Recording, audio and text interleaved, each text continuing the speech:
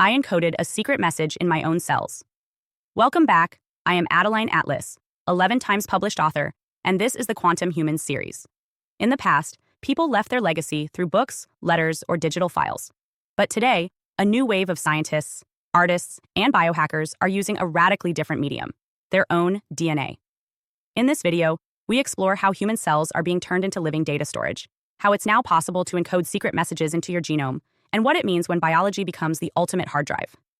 The science behind this is called in vivo DNA data storage. It's not hypothetical. It's already being done. In 2017, researchers at Harvard encoded a 5-frame animated GIF, a horse galloping, into the DNA of living E. coli bacteria. The image was stored, replicated, and passed on through generations of cells. This proved that digital information could be embedded directly into the structure of life itself. Fast forward to today, and that same method is now being applied to human cells. The most striking example comes from a bioartist who encoded a personal message, lyrics from a song, into his own white blood cells. The process began by converting the digital text into binary code, then translating that binary into the 4-letter genetic alphabet: adenine, A, cytosine, C, guanine, G, and thymine, T. The resulting sequence was then synthesized and inserted into his DNA using a retroviral vector. Once inside the genome, the message became part of him, written into his body at the molecular level. This wasn't an experiment done in secret. It was presented at a conference, sequenced by third parties, and confirmed. The encoded message is now a permanent feature of the subject's genome, present in every white blood cell, potentially replicating and traveling through his bloodstream for the rest of his life. The purpose? Part art, part protest, and part proof of concept. The artist wasn't trying to store data in a traditional sense. He was making a statement that identity, memory, and message could be merged, that the body could become a form of expression not just metaphorically, but literally, and he's not alone. The concept of embedding data into the human body is now growing rapidly. Startups in Japan and Germany are developing DNA tattoos, personalized genetic codes inserted into skin cells using microneedles.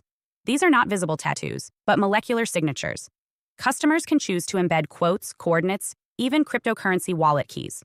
The information is accessible only by sequencing and doesn't alter appearance. For now, it's a novelty, but it signals a shift. The idea that biology can serve as secure storage. There are military applications too. According to leaked documents, DARPA has proposed programs where operatives carry encoded DNA samples in their blood, messages, mission files, or cryptographic data. This information could be extracted and read only by those with access to the sequencing key. The benefit is obvious. It's untraceable, doesn't require devices, and cannot be intercepted electronically. In essence, the body becomes the delivery mechanism. Of course, the implications are broader.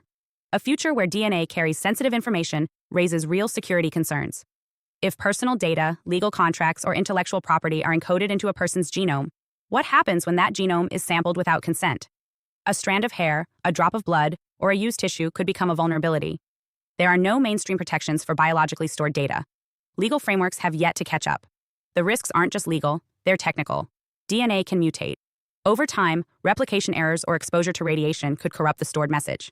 That's why researchers use redundant coding and error correction, just like in digital files. But biological mutation is unpredictable.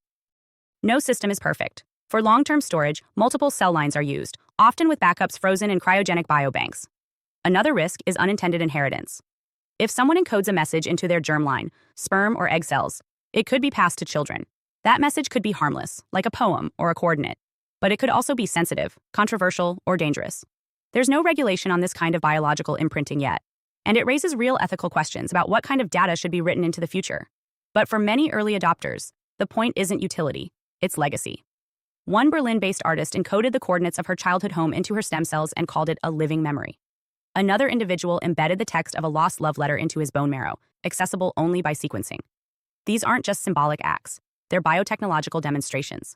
They show that personal history can be stored in the body, possibly for decades, or even centuries.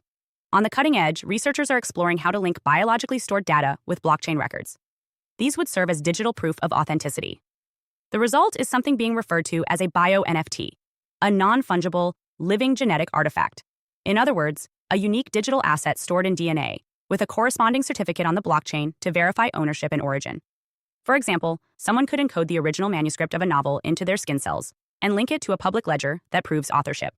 If that person's cells were sequenced, the code could be retrieved, verified, and compared to the original NFT. This merges intellectual property, identity, and biological expression, in a way that challenges everything we currently understand about ownership. The technology isn't limited to art. It's being looked at for secure communications, medical record storage, and even interstellar messaging.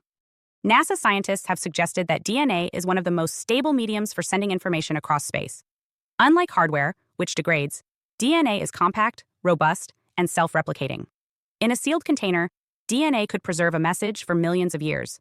Some theorists believe that encoding cultural archives, scientific knowledge, and even instructions for rebuilding civilization into DNA is a hedge against collapse.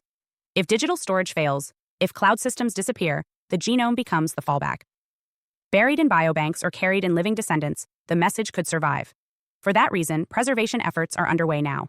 Certain universities and independent institutions have begun archiving entire libraries into synthetic DNA, storing the molecules in cold vaults. These include religious texts, scientific journals, and legal documents. If our current systems fail, these archives may outlast us all. But the more immediate use cases are personal. In the coming decade, you may have the option to encode part of your digital life into your cells. Not as a gimmick, but as a serious layer of identity and security. Your medical history, your legal will, a passcode, a declaration, or simply a message for your future self, hidden beneath the skin. The tools to do this are becoming cheaper, faster, and more accessible.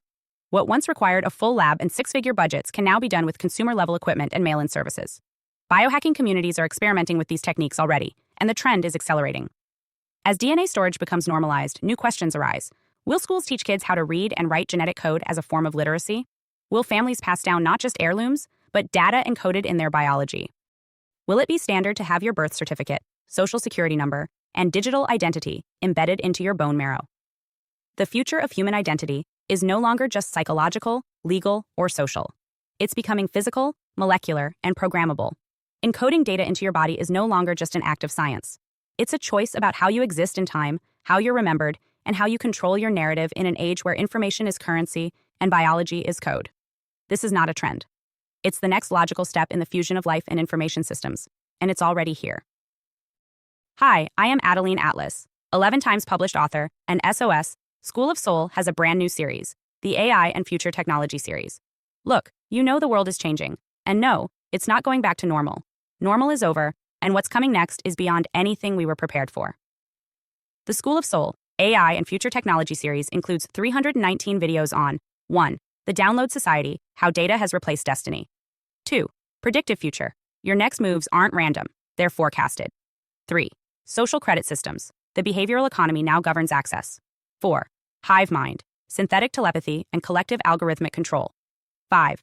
Nanobots inside you. Medical, military, and programmable intrusions. 6. Grief Tech.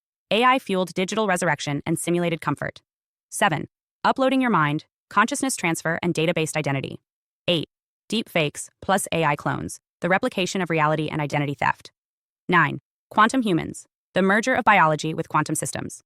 10. Digital afterlife, where your data goes when you die. 11. Resurrection science, reviving life through synthetic methods. 12. Immortal science, the end of death as we know it. 13. Longevity science, gene editing, anti-aging, and bio-upgrades. 14. Designer babies, engineered perfection before birth. 15. Artificial wombs, birth decoupled from the female body. 16. 3D printing, printing organs, limbs, and even humans. 17. The humanoid era, the rise of synthetic beings among us. 18. Legacy humans, the slow phase-out of unmodified analog people. 19. Smart cities, algorithmic environments that watch and decide. 20. Cloud-based societies, citizenship without borders or bodies. 21. Hackable humans, emotion, memory, and behavior under code. 22. Biometric scanning, your body is your password and your prison. 23. Sex tech, intimacy reprogrammed by machines. 24. Extinction of gender, fluidity, deletion, and design of identity. Every topic is fully explored with real-world technologies, patents, case studies, ethical analysis, and future forecasts. These aren't someday discussions. This is already happening. Join the SOS School of Soul Vault to understand the future before it's implemented on you.